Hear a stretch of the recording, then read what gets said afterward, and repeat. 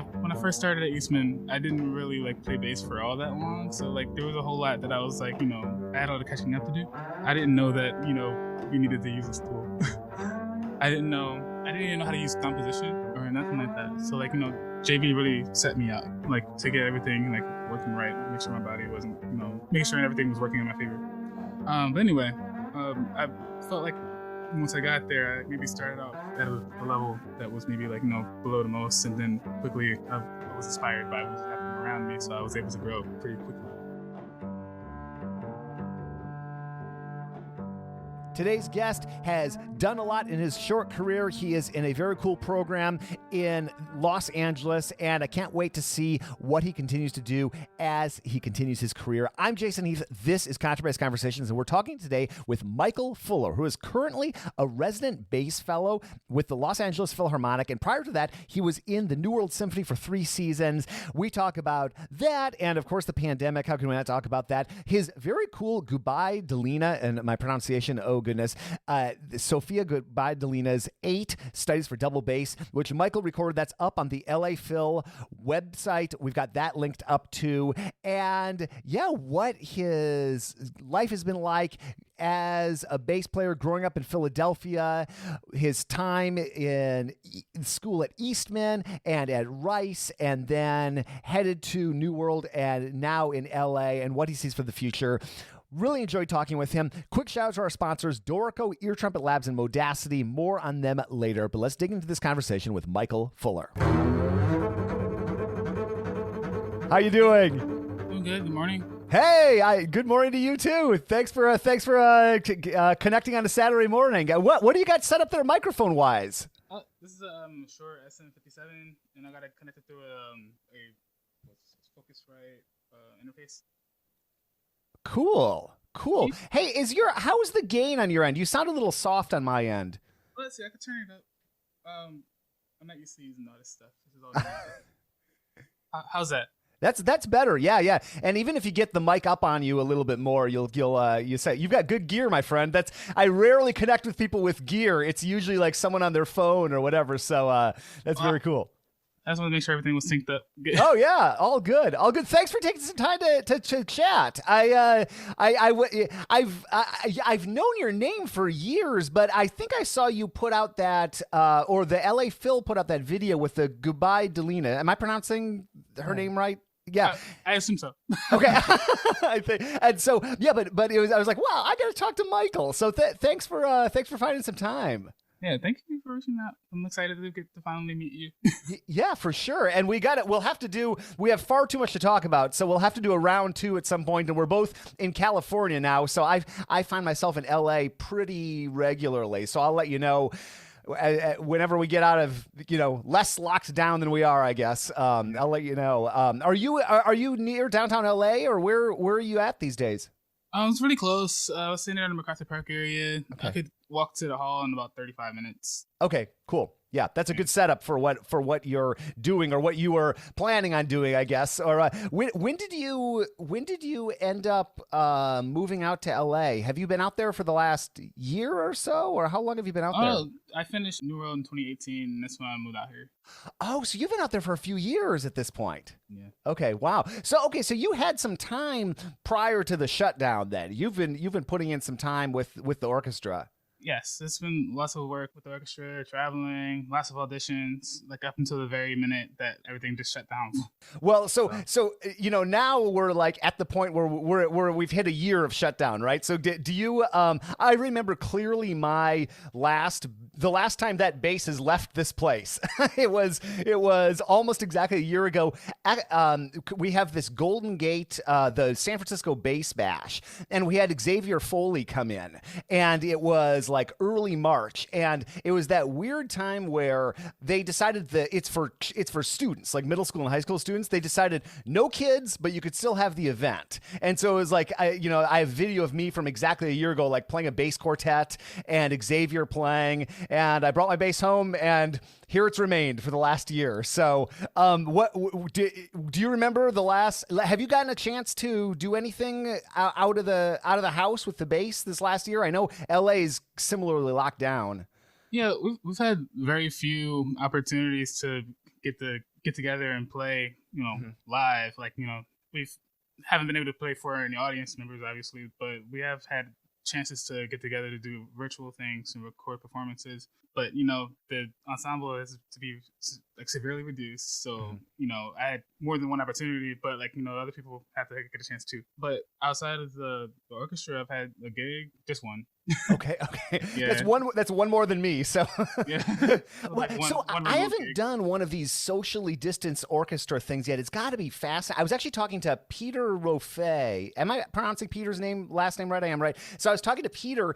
This is what I do, Michael. I like watch YouTube late at night and I see videos from people. I'm like, I got to talk to Peter. I got to talk to Michael. So I was watching some of Peter's arrangements, and so he was describing, just what it's been like a bit for the last year. But what are these? How is it going in and doing one of these virtual spaced out things? Because I mean, the last time I played was no masks, just like a regular gig. What's it like trying to do one of those? Well, it was all new to me. I'm sure it was bizarre. Yeah, it's kind of similar to like when you have to like do pick gigs or something like that, where everything's just kind of uncomfortable and weird. The biggest issue was just like ensemble, where like we're playing on stage, on a large stage, but like I don't know, it's hard to explain. It's just that the balance isn't what you expect it to be and what you like hoped it would have been. So it's just kind of like you have to be patient. Yeah, well, it's just got to be. It's like the opposite of what we are trained to do, right? Which is like be all up together and like be a section and be that. It's just I guess maybe I'll do one of these gigs at some point that's spaced out like that, or maybe the bass will remain in the corner until until we're all vaccinated. Who knows? But it just seems like such a bizarre musical experience. Yeah. I'm just looking forward to when everything goes like to somewhat of a like middle norm or something. How is it in LA? So we had, because California, at least we have nice weather. So the orchestra, the San Francisco Symphony hasn't been playing. They've been doing kind of similar things to what it sounds like LA's doing with some streaming and very infrequent and reduced. But like jazz musicians and rock bands and stuff have been doing a lot more playing outside these last couple months. Is that happening in LA or like restaurants? Do you see any music at all happening? I try to get out and get some sunshine as often as I can, and I have not. The last time I've seen anyone playing outside, it might have been like one person doing like some type of religious like gathering type thing. But like as far as like an event, no, I personally haven't seen anything. Okay. Well, it might be peculiar to either San Francisco or my neighborhood then, but there's it gives me hope because I'm going to be the most frequent concert goer you've ever seen when we get back to having events. What I used to take for granted.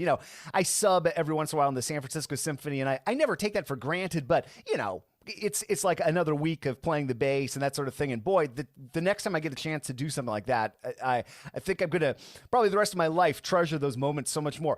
But here we've had more like combos. There's this thing called the Bay Area Jazzmobile that comes and sets up in our park in our neighborhood, and they play, and all these people are at cafes listening, and everybody's spaced apart, and it's all good. But it's great to be around humans seeing music, because like for a long time it was like what it sounds like it might be for you in LA. There was like nobody playing. There was one guy playing the accordion, playing What a Wonderful World, walking around my neighborhood. That was the only music I heard, which is very San Franciscan. And minor. like no. But hey, I was just looking. So let me move my head, and I don't know if you can see my Spoleto 2001 poster on the wall right back there. And I saw in your bio that you've done the Charleston Festival for how many times have you done the Charleston Spoleto Festival? 2 times. I forget if it was consecutively or maybe a year in between. Mm-hmm.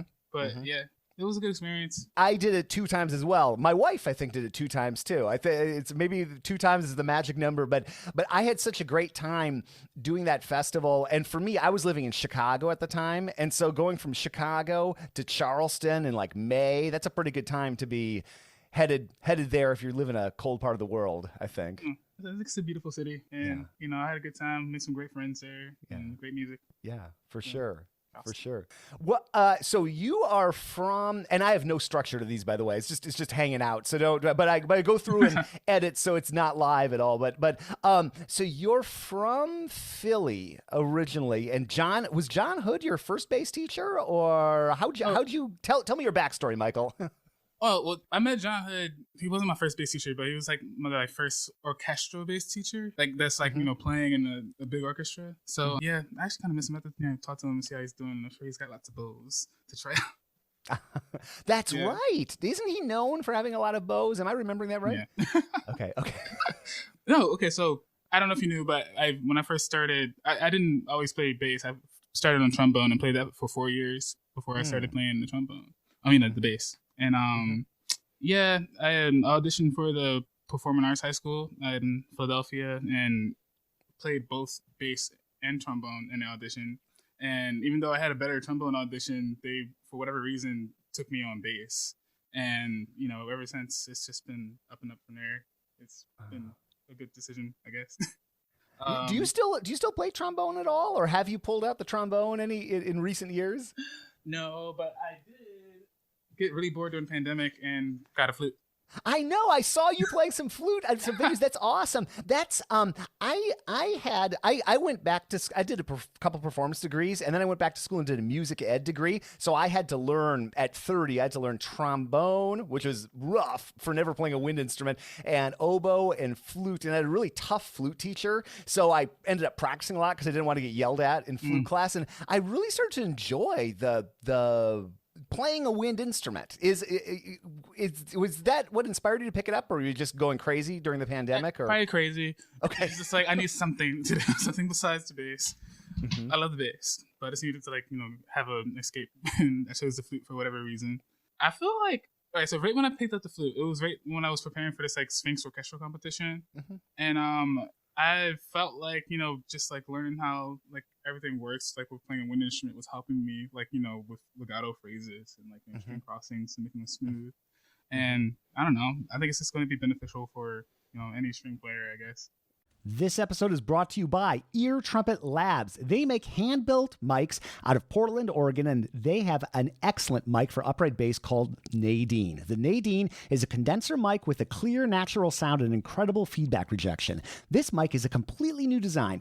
The head mounts in between the strings above the tailpiece with a rubber grommet, and the body securely straps to the tailpiece with Velcro elastic. A 14-inch Mogami cable connects the two parts, making it easy to place on any bass. It's durable and holds up to the demanding needs of the instrument while offering excellent sound quality. Ear Trumpet Labs is offering a free t-shirt just for Contrabass Conversations listeners with the purchase of a mic. Just visit www.eartrumpetlabs.com/contrabass to claim yours and check out the Nadine. I am always looking for ways to better my practice, and Mark Gelfer from Modacity has some great quick tips on how to level up with your practicing.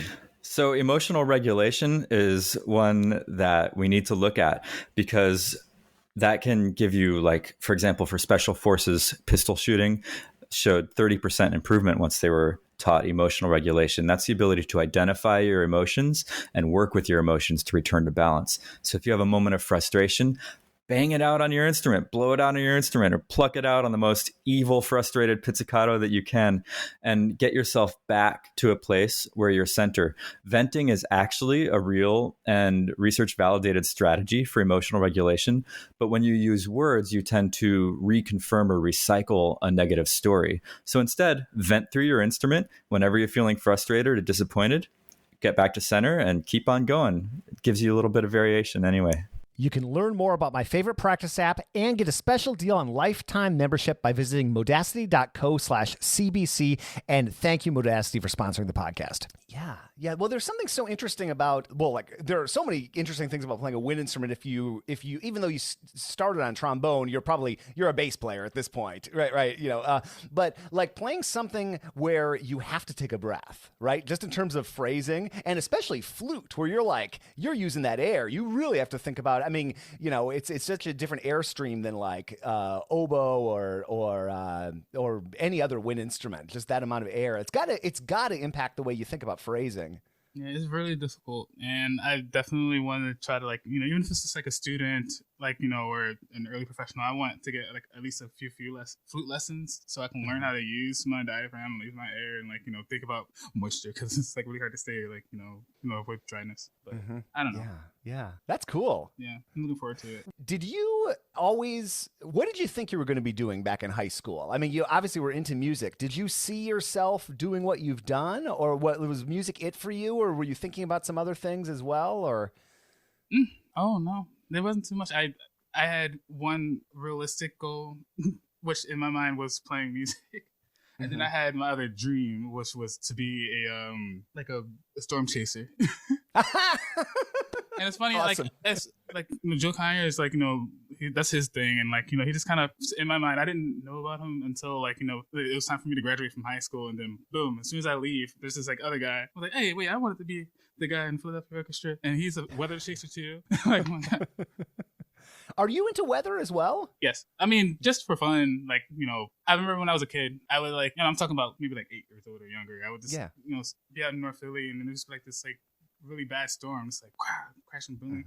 And I would like pretend for a moment that I was like Storm or something like that, and I'll just be like, like controlling the weather. And I thought that was like, really cool. So like that was like something that like really drew my interest. It's got to be different for folks that grow up in a place like California, because I'm from South Dakota, and then I lived in Chicago. So in Philadelphia or the Eastern Seaboard, you deal with weather, you deal with snow, you deal with storms, but all sorts of stuff. Out here, people complain about the weather in California like they do other parts of the country, but it still boggles my mind to check out the news, and they're like, warning, possible rain, It's like, right. That's really cool. Hey, keep going back to that Spoleto 2001 poster. That is the year that I first met Joe Conyers. He and I shared a stand at Spoleto in 2001, and he was maybe 19 or 20 or something like that. And I just remember, I took away so much from the way he thought about orchestra in particular, because he was my stand partner, right? I was turning pages for Joe Conyers. It's the only time that'll ever happen again in my life. But he was the first person I'd ever played next to he was just like, hey, you hear what the second clarinet's doing right there? You hear how that line's going there? And I thought like, wow, this individual listens on a level that I just don't. I mean, I don't think I'm like a total, nincompoop, but it was just, it really educated me. I started listening differently after spending those few weeks with him. Yeah. He's just a musical like inspiration. I wanted to say genius, but like we don't like to use those words. It's like he's just like an awesome person. Yeah. Like he's a very beneficial like attribute. If I'm ever feeling lazy, I just go and look at something that Joe's up to, and then he's like, there's this entrepreneurial world person, Gary Vaynerchuk. I'm imagine you've heard his name. Like if I'm feeling like not getting out of bed or something, I turn on Gary Vaynerchuk, and it's like he gets me all ready to go. So I like that down. Oh yeah, absolutely. He's you can find him everywhere. He's got this interesting backstory where he was in the wine business, and then he and then kind of moved into he was kind of like an early social media pioneer, and now he's basically like a motivational, I don't know, you'd call it, he's in the business world, marketing world, but just he's the ultimate New Yorker. There's no doubt that this guy's from New York, just in terms of his energy and everything. And it's one of those things, especially out here in California, where I don't know about you, but like nobody calls you back right away. Everybody's, chilling out. Maybe they're surfing. It's beautiful. I love it. But if I want to get fired up and get some stuff done during the day, Gary V is a good place to go. So you went to Eastman with Vandermark, right, for your undergrad, and then Rice with Tim Pitts? Yes. Okay, cool. What? So I know both of those people. Great memories from spending time with both of those people. Tim and I occasionally play together in this chamber orchestra in Memphis, Tennessee, and he brings that. What is that beautiful bass he has? Is it a Busan? Yeah, something like that, right? Yeah. Yeah, I remember sharing a stand with Tim on that thing. But did you want to go to New World all along? Was that like a goal of yours, like even in undergrad, or like when did you start to? When did that come on the radar for you? I didn't know what New World was until grad school. Oh, wow. Okay. I didn't know that Okay. it existed.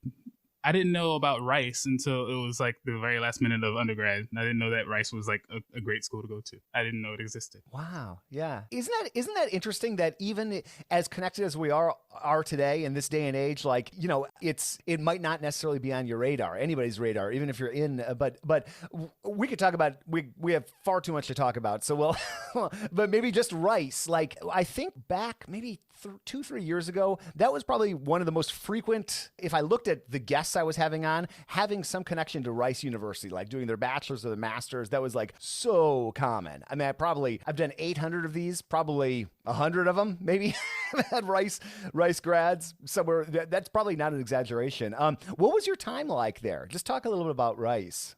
At Rice? Yeah. Well, after, I think I have to talk about the contrast. Sure. It was just, going to Eastman, when I first started at Eastman, I didn't really like play bass for all that long. So like there was a whole lot that I was like, I had all the catching up to do. I didn't know that, we needed to use a stool. I didn't even know how to use composition or nothing like that. So like, JB really set me up, like to get everything like working right, make sure my body wasn't, making sure everything was working in my favor. But anyway, I felt like once I got there, I maybe started off at a level that was maybe like, below the most. And then quickly I was inspired by what was happening around me. So I was able to grow pretty quickly. So by the time it was time for getting ready for grad school, I was at maybe a particular level that I was like unaware of. I didn't know what was required of like, to like win an orchestra job. I just knew I wanted to do it. So I didn't have like necessarily the grander community of like, the folks that are like, really like at the, edge of like, either winning a job or like having experience playing in an orchestra already. I didn't have that necessarily around me per se. But once I got to Rice, it was like, boom, everybody's like that. And now I'm back at the bottom again. Now I'm trying to like, keep my head afloat. Yeah. And I feel like it was a, good camaraderie. Got to learn a lot from Paul and Tim and a lot of the guests that came, and as well as a whole lot from the fellow students that were there too. It's just amazing what that cohort does for you when you're like all those people around you. Even if you get a lesson with Tim and masterclass with Tim and Paul, that's still only a few hours compared to all the hours you're around all those other bass players, right? And having all those people that are sort of thinking about similar things, maybe similar goals. That's like such a that it'd be interesting to graph out what percentage of the learning process is attributed to that, right? Because you're like all learning from the same people, the Tim, Paul, all the guests that are coming in, but you're learning from each other too, right? And you're seeing, like how's this person doing Mozart 35? How's this person thinking about Heldenleben or something like that? That's 2 years there. You were there at Rice. I'm blanking out because like I knew I was planning on. I had 2 years, and then like there's like a possible third year, similar to like New World. You can ask for like an additional fourth year. They had a similar thing at Rice where you can have an additional third year, and I got the third year, but then New World happened. So even though I already planned on having the third year, I said, "Oh, never mind, I'm leaving." And that happened twice. Okay. Like it happened at Rice and it happened at New World. So New World, I subbed a little bit in New World back around with that Spoleto poster. I got early 2000s, late 90s even, and I remember.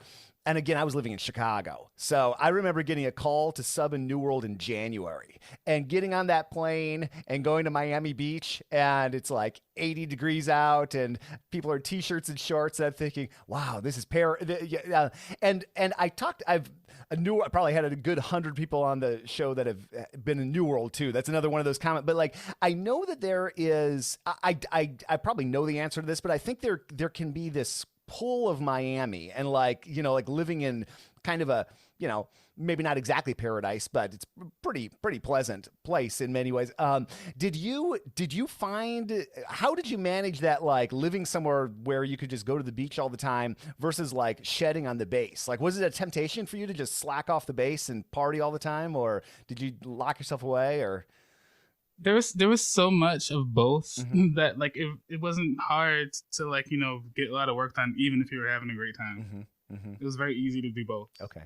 In Miami Beach, maybe there would be times where I might do like more one or the other, but like no, I feel like you know, it's not very hard. There's so many like resources there that makes it like so incredibly like, you know, easy to like, you know, be motivated and working hard. You can just like roll out of bed and like boom, okay, and there's like a hall to work in. After several years of planning, I'm so happy that my course, Beginner's Classical Bass, is out on Discover Double Bass. This course is made up of 66, yes, that's a lot, video lessons which cover a wide range of topics on classical double bass, starting from taking your bass out of the case, which is very fun to film, and Jeff Chalmers of Discover Double Bass and I have a great blooper reel about that, and leading to different bow strokes such as staccato and portato. The topics also include posture, simple scales and arpeggios, left-hand technique, bowing technique, simple pieces which are fun to play, practice tips, and much more.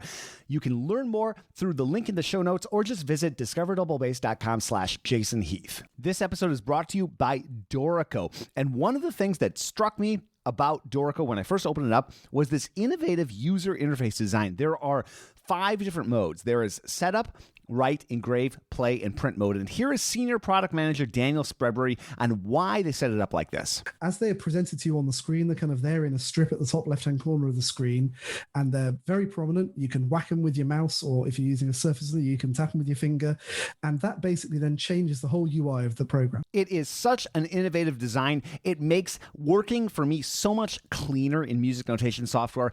I have become such a fan. I use this piece of software every single day. Check them out at Dorico.com. That'll take you to their page on Steinberg's website. And there's a free version, Dorico SE, that'll let you do practically everything the program does with up to 2 parts. So that's perfect if you're working with a student or making exercises or that kind of thing. Thank you so much for sponsoring the podcast, Dorico. What is that new facility like? Remind me the name of where they're playing. Because when I went down there, it was still in the Lincoln Theater, I think, which maybe they renovated that, but it was this pretty grungy place back when I was subbing. I heard about it. No, it's much better now. It's at 17th and Washington Avenue in Miami Beach, and it's called the New World Center. Yeah, they have like other little fancy names inside of it, like the SunTrust Pavilion and for like the Annex Hall or whatever. Okay. But yeah. What? So I've know many, I mean, I guess over the last couple decades, people have done New World, but definitely if I go back 20 years to when I was like thinking about doing New World and stuff, I think that there's much more of a music entrepreneurship bent. It sounds like they're trying to like prepare you for doing things outside of just playing in the orchestra. Am I right on that? Or like, yeah, they're trying to get everyone like, to like, be their own thinkers and like, put, their own ideas together, create their own events and, or even like educational programs too as well. And it seems like a lot of people that have come out from there, it seems like that's been successful for a lot of people, because I look at someone who's a colleague of yours right now, like Jory Herman, all the work that he was doing in San Diego prior to coming to LA Phil, and he's still doing great work, but with this Art of Elan, and it seems like that New World, what they're doing there in terms of getting you to think about your own events and kind of create your own stuff, it seems like it's clicking for a lot of people. It seems like, I mean, it's a great model for so many reasons. But did you resonate with that? Was that aspect of New World interesting to you, or? But beyond what was required, I was more interested in winning an orchestra job. Sure. Yeah, for now, that's where I am right now. But yeah, I had more opportunities back then to like teach like privately, and I had a car back then too, so it was like easier to travel. But I think all of those initiatives are great ideas, especially now since we're dealing with the COVID thing and like everything's could potentially be like mostly virtual. Yeah. Or like more virtual than we're used to. So it's like very important that we get used to having those types of experiences. Well, and I'm curious, and again, that's the beauty of this not being live, because I can edit out whatever you want. But I was curious in part because I was like looking on your Facebook page and I saw Honesty Pill, Chris Still's program you've got on there. Who by the way, I've had on the podcast when he was launching his podcast. I had Chris on, and the individual that works with me behind the scenes on the podcast, Trevor Jones. He went through Chris's program and has been working with him to build out his own thing. So have you? I assume you've been thinking about putting out your own shingle in different ways if you're working with Chris through that. I don't know. We'll see. Okay. I've definitely I was like really heavy into it when I first got here, but then like once the pandemic happened, it's just like I have to like try to pick myself back up. And using that will definitely be good, but like I don't know. I haven't really figured out a way to like implement that into something besides something like an audition or a recital. Sure. I can't do that for just like, playing random tunes for fun. Right. Got it. I was just curious, and I'll take that out. I don't want. I'm just curious because I was like, hey, I know Chris. I was curious if you had some sort of like giant business scheme in the works that you're about to launch on the world. You're giving me ideas. If you do, let me know, and we'll help spread the word for sure. Thank you. So a similar process happened for like you were at New World for 3 years and with the potential of a 4th year, but then this LA program worked out. Is that how it went? Okay. Okay. So if cool. the trend continues, maybe I'll be going sooner than later. What's the program? And again, if we forget that we've been locked down for the last year, if we think about prior to the pandemic, what's the program like? Are you playing every week? Are you playing what are they having you do in terms of for the fellow program? Oh, like once before the pandemic hit, and before I don't know if you knew I broke my arm at one point. Yeah, which arm was it? My bow arm. Oh, yikes! I'm so sorry about that. Break is a strong word for what it was. It was like a fracture, acute fracture. How did it happen? I was skateboard. Oh, there you go. Yeah, I miss it. But I'm sorry. You were asking. Oh yeah, no, just the nuts and bolts of the program. Like, are you playing every week? Do they have some? How's it structured? They were like in the beginning, it was like heavily focused on us playing. They wanted to say like have the experience. So I wouldn't say every week, but at times it seemed that way. It was very busy. And that arm, so you fell off your skateboard, that's like every musician's worst nightmare is like land on the arm and you feel something, or you say, how long did you know it was broken when that happened? Or I was unconscious. Oh, were you really? Yeah. Oh, wow. It was the first time I ever like blacked out or anything. Like I went down and I knew what was happening. It was like in slow motion. I was like, it's happening. And then it's out. And I woke up to like, my eyes were just shut and I was like, ow. And then like someone's like, hey, are you okay? I'm like, I can't see. There's blood in my eyes. Wow. But yeah, I'm okay now. Everything's healed up. Like I had to do physical therapy and I actually learned a whole lot about how my body works from there, and it was helpful for my string playing. How long were you doing physical therapy and getting back into it? Was it like a couple months or was it 6 weeks? 6 weeks. Oh, that's not bad. Okay. Yeah, and it was right before the orchestra was going on tour. Oh, I forget if it was the first one. It was the first tour with the orchestra, I think. If the memory serves me right. But anyway, I was going to be really sad if I got to miss it because I love traveling. I think that might have been the reason why I trusted music to like be a thing, because like it will help me be able to travel. And see things. Yeah. It was very close to me not being able to do it, but like because they wanted to make sure that my health was prime. Right, but you were able to go on the tour. I was. Okay, where did that tour go? Where did you go with? First, we went to Seoul, and then we went to Tokyo, and then we flew to UK. And then right on my birthday, we flew to London on my birthday in November. Wow. Were you playing the Palms or the Proms rather, or no Proms? Okay. Wow. Was that your first time in those 3 countries? Yeah. Okay, so those are some contrasting countries too, and especially if you go over to my only explorations in that part of the world are Japan. I did Pacific Music Festival, but I remember those concerts and just the audiences and how different those audiences were from. I call it the Chicago style encore, which happens in a lot of cities where half the people are clapping, half the people are like pushing out and putting their coats on and getting out. It's like I did not see that in Tokyo. It was like this like incredibly silent, very polite sort of crowd, and it was incredible. What was it like visiting those places? They made us feel like rock stars. Yeah. Like we were like, we finished a concert, we pack up. Normally here we do that, we pack up and go home and mind our business. But we walked out of the stage doors and people were like screaming, like coming up trying to get autographs. I signed autographs. That's awesome. And I had like a ton of like Instagram followers. I was like excited. But then Yeah, come back here. It's like, no one cares. Isn't it funny how that is? I remember auditioning for the Milwaukee Symphony, and it was one of these depressing auditions where my slot was 10 a.m. and I bombed out in the first round along with a bunch of my other friends, and we headed directly to the brew pub across from the hall. So I'm looking at the stage door, and the bartender says, like, what are you all doing in town? I'm like, oh, we're auditioning for the Milwaukee Symphony. And she's like, what's that? And I think, what's that? It's that thing right there. How could you not, and maybe she was new to the job or whatever, but that's one of those moments where then you go to Seoul or you go to Tokyo or you name it, and you just sort of feel a different receptiveness to the arts that we do, right? Mm-hmm. Yeah. Where else have you? So you're into travel. Where else have you traveled?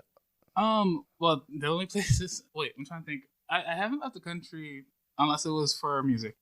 The first time I left the country, I went with my youth orchestra from Philadelphia. The not PYO, but the All City Orchestra, which Jim Conyers works with now. Mm-hmm. But that was before him. Anyway, I was at New World when I got a call asking if I would like to travel as like an alumni chaperone type deal thing where I got to perform and have some duties. But we got to go to Italy and got to visit the Vatican and everything, and that was a crazy experience because I've never been in such a crowded place before, and because it was just like so many people. But anyway, it was really cool. Got to eat some really good food, see a different culture, lots of history. It was that was fun. And then the next time was in LA, and then the second time we got to go on tour, we went to I'm hoping I'm not mixing up tours. Only two. So the second time, we went to Mexico. We got to go to Mexico City. Wow. And then also Scotland, went to Edinburgh. It took me a while to figure out how to pronounce that. I know. Edinburgh. Yeah. Edinburgh.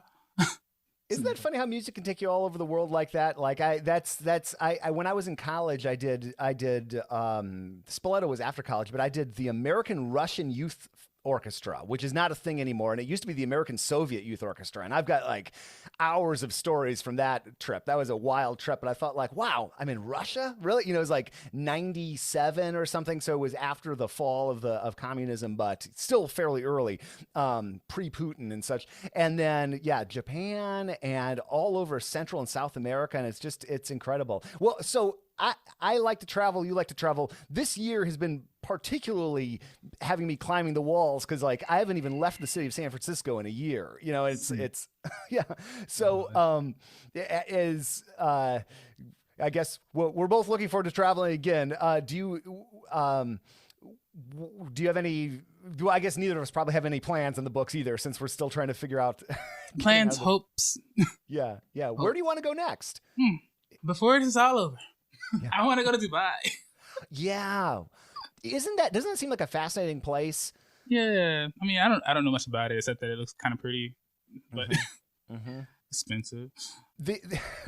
For me, for whatever reason, my travels keep taking me to countries that speak Spanish. I don't know why that is, so I'm on day 850 of practicing Spanish in Duolingo, and I still can't speak Spanish at all, but I could speak a little more than I could 850 days ago. And I was in Spain maybe a year and a half ago, and I in northwestern Spain, where most people do not speak English, and I was teaching kids, and I was a man of few words, and it made me realize how desperately I needed to learn to speak. But for me, travel is like, that has been a particularly tough thing for this year, because I feel like those just fuel my soul, those trips I do, and give me so much enthusiasm for everything and make me see the world in a different way. And I've got a long list from Germany to back to Mexico to all over Western Europe, and I'd love to visit Dubai too, and get back to Australia. That's an incredible trip if you haven't done that yet. Yeah.